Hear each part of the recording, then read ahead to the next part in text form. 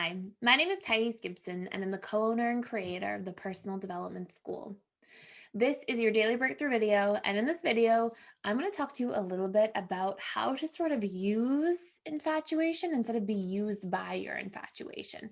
And I'm going to teach you a little bit about what your brain is using intense infatuation for. Intense infatuation, you can think of as almost being sort of on a spectrum of limerence to a certain degree. And I have other videos about what that is and what that means. But I really want to just focus in on like when people are in the dating phase of a relationship. Obviously, this applies a little more so to anxious, preoccupied, and even fearful avoidance. If you have a more anxious leaning side, and don't get me wrong, dismissive avoidance can have limerence and intense infatuation too, but it's usually things or it's basically usually around people they may not act on it with as much because they don't have the ability or the person's long distance or it's a television character or something like that because the brain gets to sort of have the um, needs being met through that character and the fantasy about the person without having to have the commitment or having to bypass the fears within them about closeness. And so it's an interesting dynamic because you'll often see that play out for the dismissive avoidant. Anyways, we're going to talk about what it's used for, and we're going to talk about what you can do with that because I hear so many people inside PDS being like in our webinar calls being like, oh, I have these really intense feelings and talking about limerence and intense infatuation. So I thought this would be a good topic to share. So before I dive into that, the With You coupon code for 25% off our all access membership pass is in the description box below. You can check it out. And there is a money back guarantee. If you go in there, you check everything out, you don't absolutely love it. But we have a lot going on in there. Tons of courses, intensive workbooks, reprogramming activities for literally every topic you can imagine. And I do 4 live Zoom calls a week with our students over video. And we have our attachment run events with deep conversations and reprogramming activities and all kinds of fun stuff. So let me talk about this. So what is your brain using intense infatuation for? What is it letting you know about? And why does it happen to begin with? Well, your brain, when it gets intensely infatuated, it's trying to draw you closer to the thing you're infatuated with. And we have to sort of ask ourselves why. Like, why is my brain called to be pulled towards that person or individual?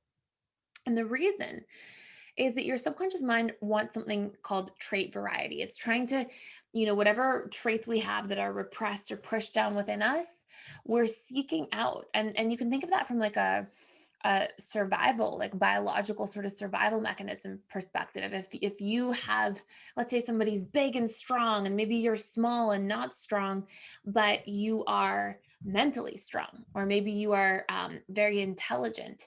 Well, both of you have a likelihood of being more drawn together because you're going to survive better when you have basically skills that are balancing one another out, right? So this is rooted way, way, way back.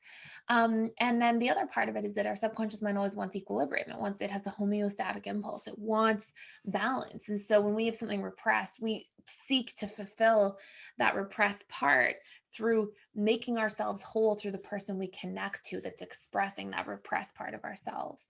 So when we're in a space where we're having really strong feelings in the dating phase of a relationship, maybe that in a way that's overwhelming, it's a call to take a look at what's going on within you, and it's a feedback mechanism for what may be out of balance within the relationship to yourself.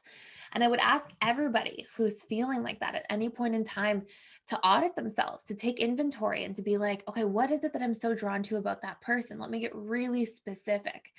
And as you get really specific, then you can ask yourself, okay, so like, what is that saying about the traits in me that are not being exercised, that are not being magnified or tended to? And it's this powerful feedback mechanism to show you in a way, like this 360 view of what you can work on in the relationship to yourself. It could be something like that person's assertive and you're not very assertive. Okay, great. Maybe a feedback mechanism to practice more assertiveness if you find that the lack of assertiveness is hurting you in different ways.